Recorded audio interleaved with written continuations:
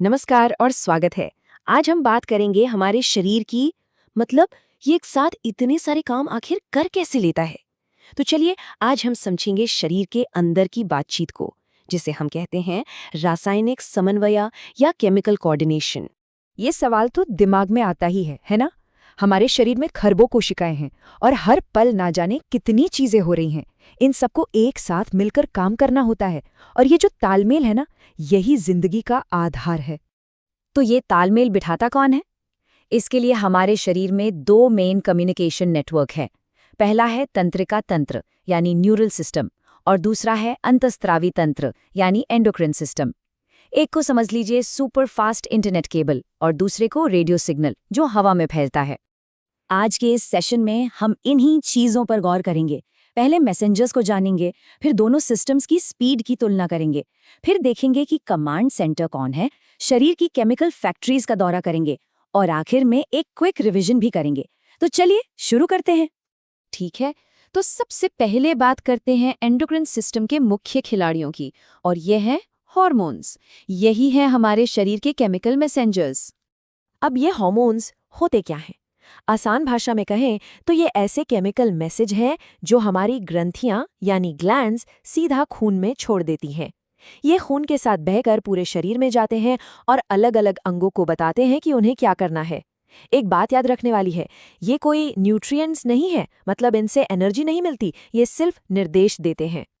अब इन दोनों सिस्टम्स के बीच का जो फर्क है उसे समझना बहुत ज़रूरी है। इससे ये साफ हो जाएगा कि हमारा शरीर अलग अलग सिचुएशन में कैसे रिएक्ट करता है। इसको ना एक बहुत ही आसान तरीके से समझते हैं। सोचिए, जो हमारा न्यूरल सिस्टम है वो एक व्हाट्सएप मैसेज की तरह है। पॉइंट टू पॉइंट एकदम सीधा और फट से पहुंच जाता है। दूसरी तरफ है एंडोक्राइन सिस्टम। ये समझ लीजिए एक पब्लिक अनाउंसमेंट जैसा है जो रेडियो पर किया जाता है। ये धीरे धीरे सब तक पहुंचता है, लेकिन इसका असर भी काफी देर तक रहता है। तो सबसे जरूरी बात क्या हुई? ये दोनों सिस्टम अलग अलग काम करते हैं, लेकिन एक दूसरे के पूरक हैं। एक है तेज एक्शन के लिए, जैसे पलक झपकना, और दूसरा है धीमी प्रक्रियाओं के लिए, जैसे हमारा विकास या मेटाबॉलिज्म। चलिए अब मिलते हैं एंडोक्रीन सिस्टम के बॉस से। यहाँ एक पूरी मैनेजमेंट टीम है, हाइपोथैलेमस और पीयूष ग्रंथि यानी पिट्यूटरी ग्लैंड। ये दोनों मिलकर पूरे सिस्टम को चलाते हैं। इससे पहले कि हम एक एक ग्लैंड के बारे में बात करें, जरा देख लेते हैं कि ये सब शरीर में हैं कहाँ। देखिए, दिमाग में हाइपोथैलेमस से लेकर पेट में अग्न्याशय तक ये सब अपनी अपनी जगह पर हैं। एक तरह से ये हमारे शरीर का इंटरनल मैप है। हाइपोथैलेमस को आप कंपनी का सीईओ समझ सकते हैं।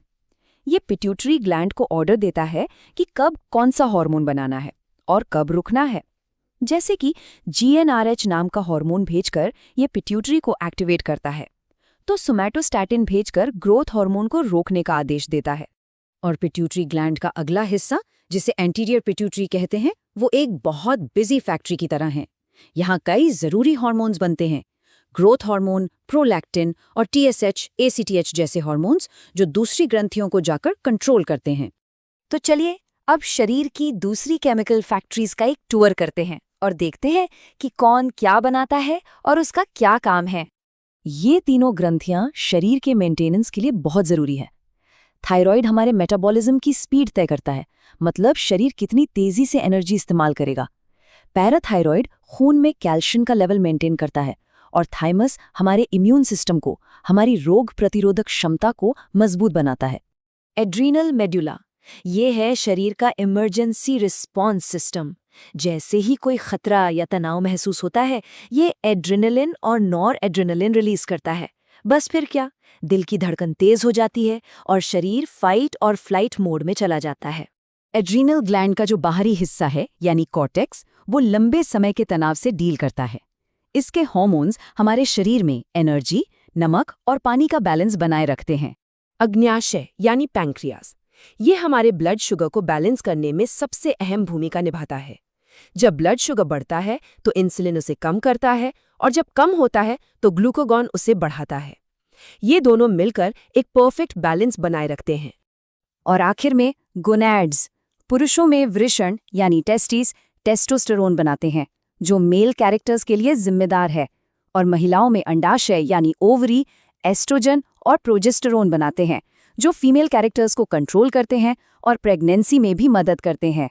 चलिए, अब तक जो भी हमने समझा है उसका एक क्विक रिवीजन करते हैं। ये वो की पॉइंट्स हैं जिन्हें याद रखना ही रखना है। हाइपरग्लाइसीमिया, हाइपर मतलब ज्यादा, इसका सीधा सा मतलब है खून में ग्लूकोज यानी शुगर का लेवल बढ़ जाना। और इसके लिए कौन जिम्मेदार है? ग्लूकोगॉन जैसे हार्मोन्स। और इसका उल्टा है हाइपोग्लाइसीमिया। हाइपो मतलब कम, मतलब खून में शुगर का लेवल कम हो जाना। और ये किसकी वजह से होता है? इंसुलिन की वजह से, जो शुगर को कोशिकाओं में भेज देता है। तो सार क्या है? पहली बात, न्यूरल सिस्टम तेज है, एंडोक्राइन सिस्टम धीमा लेकिन दूर तक असर करने वाला है। दूसरी, हाइपोथैलेमस ही सबका बॉस है, जो मास्टर ग्लैंड यानी पिट्यूटरी को कंट्रोल करता है। तीसरी, एड्रीनल ग्लैंड्स तनाव को मैनेज करते हैं। चौथी, पेनक्रियास ब्लड शुगर के लिए जरूरी है।